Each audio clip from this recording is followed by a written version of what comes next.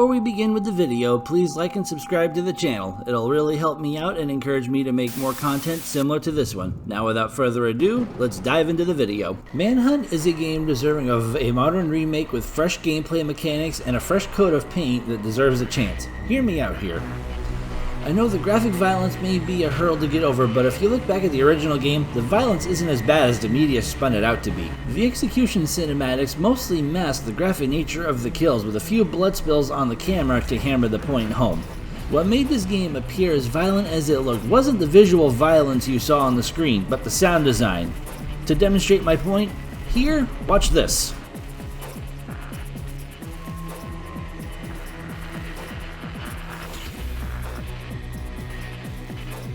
Now, just listen to this.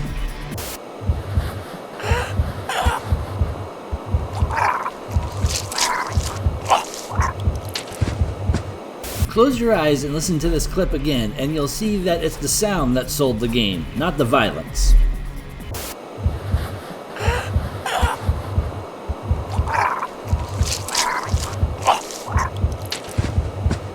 I feel this game deserves a second chance in either a remake or a proper sequel for James Earl Cash's story. Here, I want to throw out my proposal for a sequel story to the game as well as a prequel to attach to a remake of the first game. First, let's discuss a few ideas for a prequel and remake. Other channels have thrown out the idea of having some backstory to James's story that answers questions such as what did James do to get into prison?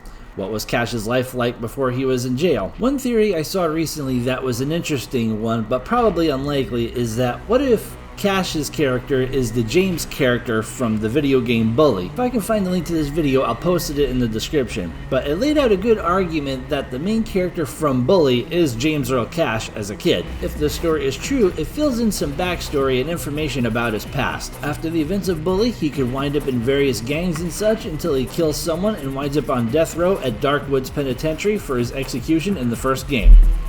Also here, we can place in Easter eggs and connections to the Grand Theft Auto series. In GTA 3, we hear on the radio news about the corrupt Chief Gary Schaefer.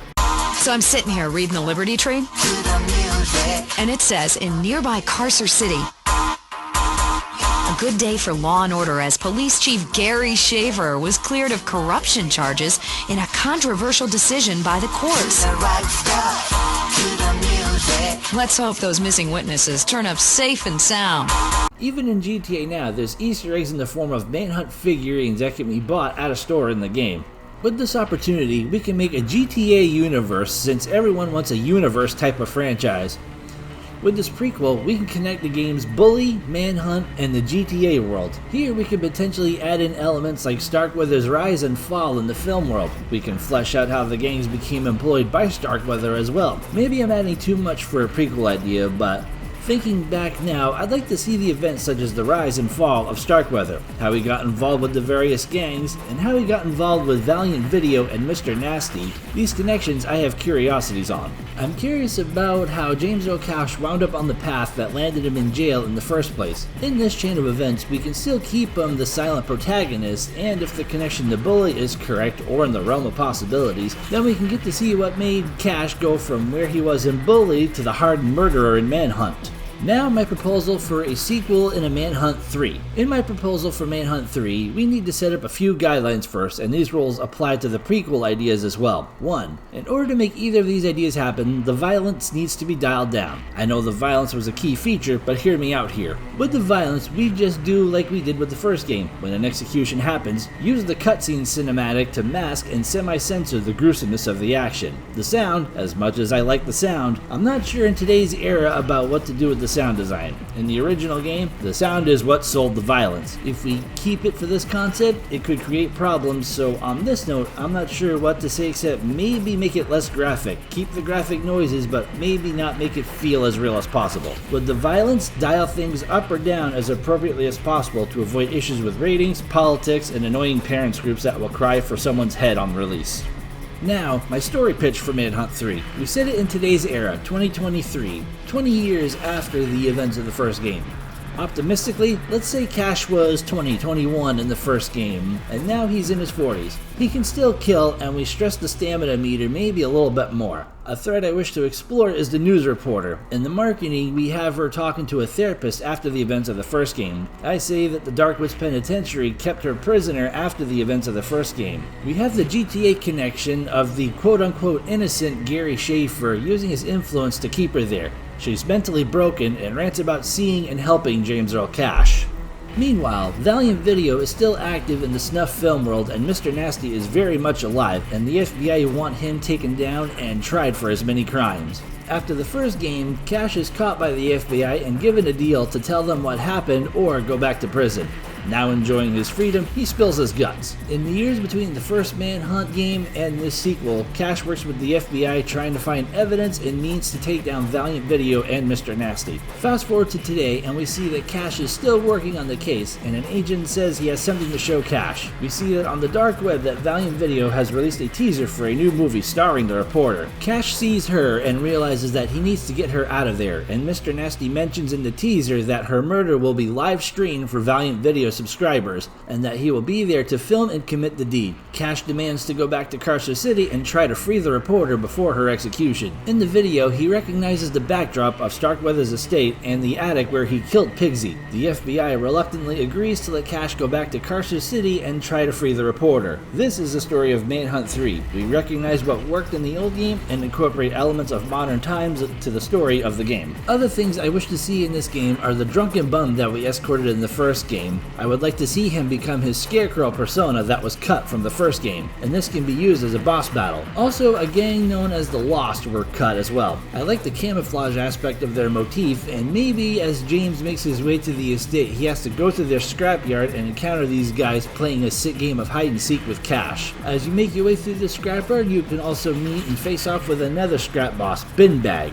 The premise gameplay-wise is that we are dropped off by the FBI in a safe area where there is little gang present. This can be the tutorial area where we learn our combat and execution controls. I'd also like to see this as an open world such as GTA, where you can find weapons anytime, anywhere, and use the environment to kill enemies. As you play, you learn more about the founding of Valiant Video and the connections to Starkweather and how Valiant Video has changed with the times. Bottom line is, you find evidence you need to bring down Mr. Nasty and Valiant Video. This next part may be a trigger for some, but a motivation I thought of for Cash as you play is that you come across a video where the reporter is assaulted by Mr. Nasty and his top tier subscribers. This enrages Cash, and he decides here that Mr. Nasty must die. Once you approach the estate, things feel off as Mr. Nasty was expecting you and agents like Cerberus from the first game abduct you. It is here you learn of Valiant Video's reach as you learn that you've been sold out by your FBI handler and that he was one of the people who assaulted the reporter in the video you watched earlier, and that he clued in Mr. Nasty in on your return to Carcer City. The final nail in the coffin is that the reporter has been mentally broken and is the final hunter for Cash to fight. She's fast, agile, and makes it difficult for Cash to take down. Similar to the boss fight with Pigsy, you can pull off 3 special moves on her. After the 3rd attack, she wakes from her brainwashing and recognizes you.